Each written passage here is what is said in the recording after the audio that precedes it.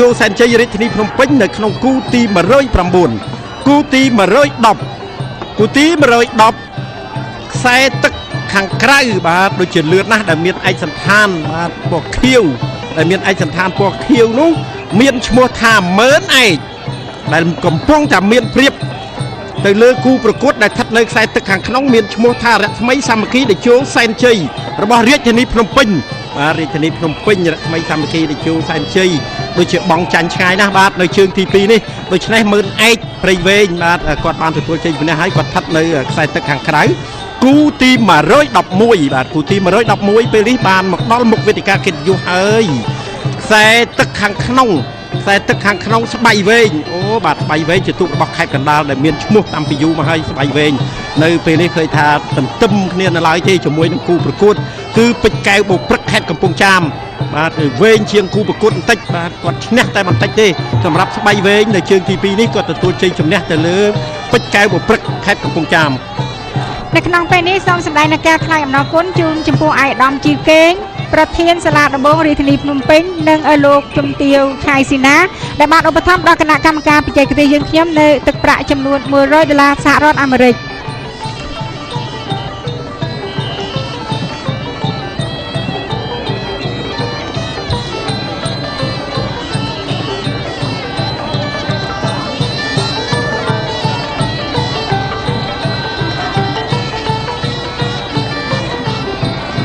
បាទគូទី112គឺមកតែមួយទេគឺនាងតាវតីសែនមានជ័យខេត្តកណ្ដាលគឺពាក់ផ្លាកលេខ223យើងខ្ញុំទាំងអស់គ្នាជាគណៈកម្មការនឹងចំណុះទូកសព្រួនពេជ្រស្ថិតនៅក្នុងវត្តវាលព្រៅភូមិវាលព្រៅឃុំពូរៀងស្រុកកំពង់លាវខេត្តព្រៃវែងសូមថ្លែងអំណរគុណជូនចំពោះអាដាម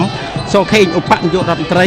ក្រសួងមហាផ្ទៃនិងលោកជំទាវព្រមទាំងអាដាមកឹមសវណ្ណរដ្ឋលេខាធិការក្រសួងមហាផ្ទៃបានឧបត្ថម្ភសរុបអង្គ300គីឡូក្រាមអាវយឺត300មួក300ខោខ្លី100ថវិកា7លានរៀលបាទជាប់គ្នាល្អណាស់គឺ2គូមកតែម្ដងគឺគូទី112គូទី113គូទី114បាទគូទី113ខ្សែទឹកគូទី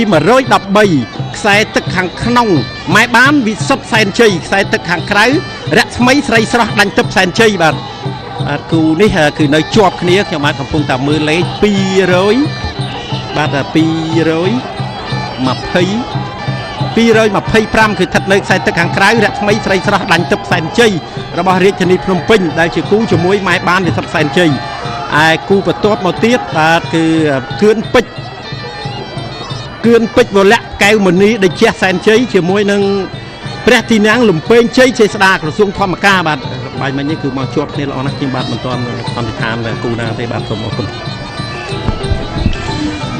អំណោយសប្បុរសធម៌ដែលបានឧបត្ថម្ភទូកង2របស់ខេត្តស្វាយរៀងដែលមានឈ្មោះឌីសាន់ជ័យបារមីបូព៌ាទី2អែមសាន់ជ័យបារមីស្វាយជ្រុំដែលគ្រប់គ្រងដោយឯកឧត្តមដេវីជានិងលោកជំទាវហ៊ុនម៉ាណាដែលមានការចូលរួមឧបត្ថម្ភលោកកញ្ញាសំអាងនិងលោកជំទាវឈុនលៀងថវិកា$2000អាមេរិកលោកខុនមនិតនិងលោកស្រីឌីសុខី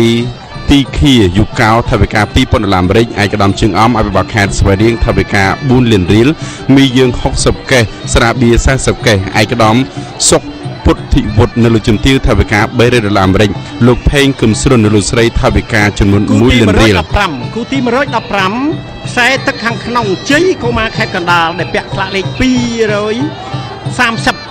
ពេលនេះឃើញថាដូចជាមានព្រៀបជាងគូប្រកួតហើយឯខ្សែទឹកខាងក្រៅសែនជ័យសេរីរិទ្ធីខេត្តកំពង់ធំដូចជាបងចាញ់គូប្រកួតបន្តិចហើយព្រោះពេលនេះជ័យកុមារខេត្តកណ្ដាលកំពុងតែបន្ថែមល្បឿនសម្រាប់គូទី115គាត់ពាក់ផ្លាកលេខ230គូទី115នេះជ័យជំនះបានទៅខ្សែទឹកខាងក្នុងទូកមានឈ្មោះថាជ័យកុមាររបស់ខេត្តកណ្ដាលគូទី116គូទី116បានឆ្លងផុតកងពាន់ទី2ហើយខ្សែទឹកខាងក្រៅសង្គមខេមរាបូរីណាសែនជ័យខេត្តកណ្ដាលខ្សែទឹកខាងក្នុងពេជ្រកុមារមហាដេជះខេត្តប្រចេះបាទឃើញថាខ្សែទឹកខាងក្នុងខេត្តកចេះដូចជាបងចាញ់ជាងគូប្រកួតហើយព្រោះសង្គមខេមរាបូរីណាសែនជ័យខេត្តកណ្ដាលដូចជាដកគូប្រកួតណាស់ដែលស្ថិតនៅខ្សែទឹកខាងក្រៅគូទី116គូទី116ខ្សែទឹកខាងក្រៅសង្គមខេមរាបូរីណាសែនជ័យខេត្តកណ្ដាលលឿនណាស់គាត់ដូចជាដាច់គូប្រកួតហើយដូច្នេះខ្ញុំបាទសូមសន្និដ្ឋានថាគាត់នឹង ទទួលជ័យជំនះនៅជើងទី2សូមអនុញ្ញាតបន្តមកគូទី117គូទី117មកទន្ទឹមគ្នាល្អណាស់មុខវេទិកាកិត្តិយសហើយឯកសណ្ឋានដូចគ្នាទៀតលបឿនដូចគ្នាទៀតគឺស្ទឹងត្រែងសែនជ័យដែលជាទូករបស់ខេត្តស្ទឹងត្រែងនិងកុមារពេជ្រមនីរតសែនជ័យខេត្តកណ្ដាលបាទចាំមើលបាទសូមជួយតាមដានមើលតើយ៉ាងម៉េចដែរព្រោះប្រកៀកប្រកាត់គ្នាល្អណាស់មកប៉ិនគ្នាបាទខុសគ្នាតាមមួយខ្ទង់ទេបាទចាំមើលបាទគឺខុសគ្នាតែបន្តិចទេបាទសូមជូនទៅគណៈកម្មការចែកទេសរវាងស្ទឹងត្រែងនិងខេត្តកណ្ដាល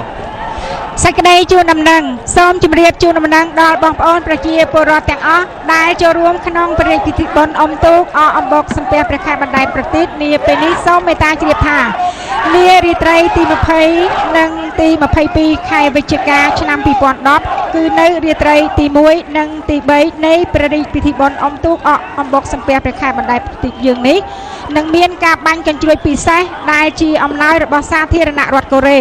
ដូច្នេះសូមបងប្អូនទាំងអស់មេត្តារងចាំតាមដានទេសនារីឯម្យ៉ាងវិញទៀតក៏មានការសម្ដែងនៅកីឡាកាសរបស់នារីដែលអញ្ជើញមកពីប្រទេសជប៉ុនពិតៗនៅយប់ថ្ងៃទី20នេះនៅកោះពេជ្រគូទី118បាទគូទី118បានមកដល់ទីទៅហើយ7មករាខ្សែទឹកខាងក្នុងបាទលឿនណាស់របស់រាជធានីភ្នំពេញឯខ្សែទឹកខាងក្រៅគឺម៉ឺនឆ្លាំងសែនជ័យគូទី118គូទី119ពោះវែកមានជ័យខេត្តកំពង់ចាមបានទឹមគ្នាជាមួយនឹងសែនមនោរម្យមានជ័យបារមីភ្នំដោះកមុំបាទគូទី119ទឹមគ្នាល្អណាស់ឯគូទី120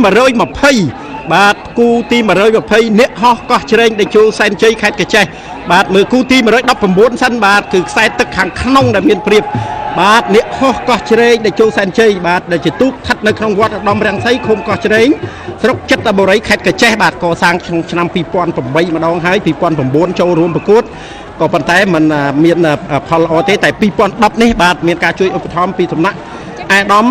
ទេសរដ្ឋមន្ត្រីអឹមឈុនលឹមបាទទូកអ្នកហោះកោះច្រែងដេជោនេះបានចូលរួមម្ដងទៀតគឺស្ថិតនៅខ្សែទឹកខាងក្រៅហើយលឿនណាស់បាទអ្នកហោះកោះច្រែងដេជោសែនជ័យដែលឧបត្ថម្ភដោយអាដាមទេសរដ្ឋមន្ត្រីអឹមជំលិនបាទគួរជាទីទុកចិត្តហើយមានគណៈកម្មការគឺមានលោកកៅកុងដែលជាអ្នកទទួលខុសត្រូវបាទគ្រប់គ្រងទូកអ្នកហោះកោះច្រែងដេជោសែនជ័យខេត្តកាចេះបានទទួលជ័យជំនះឈ្នះដាច់ទៅលើជំទាវវតីស្រីខ្មៅខេត្តកណ្ដាលគូទី121គូទី121ខ្សែទឹកខាងក្នុងពោះព្រៃបាទខ្សែទឹកខាងក្នុងពោះព្រៃរបស់ខេត្តកណ្ដាលឯខ្សែទឹកខាងក្រៅសម្រិទ្ធស្រីសួររាជធានីភ្នំពេញបាទឃើញតែឃើញ3បាទឃើញទូកដល់3បាទសូមមេត្តាជួយតាមដានលេខបាទកណាលេខទូកពោះព្រៃខ្សែទឹកខាងក្រៅដែលមកដល់ទីមុននេះគឺទូកពាក់ផ្លាកលេខ243បាទ243មានឈ្មោះថាមហានិករាជធានីភ្នំពេញ200បាទខ្សែទឹកខាងក្នុង242ពោះព្រៃគឺគូខុសគ្នាបាទគឺគូខុសគ្នាសម្រាប់គូទី121និងគូទី122នៅក្នុងនោះផងដែរលោកវរស្នេហ៍ឯកច័ន្ទថាវីស្នងការរងខេត្តរតនគិរីឧបត្ថម្ភថវិកា2សែនរៀលម្ចាស់សន្តាគារកោសម្ព័ន្ធខេត្តរតនគិរីឧបត្ថម្ភថវិកា1សែនរៀលផលិតផលទឹកសុវត្ថិភាពថវិកា$100អាមេរិកអាយុ100កន្សែង100មួក100ផ្ដល់ជូនទូកឌីសែនជ័យបារមីបពានិងអែមសែនជ័យបារមីស្វាយជ្រុំប្រសិនបើលោកអ្នកមានបញ្ហាសម្ផស្សសូមកុំភ្លេចមួយចំណុចថែរក្សាស្បែកផ្កាយប្រាក់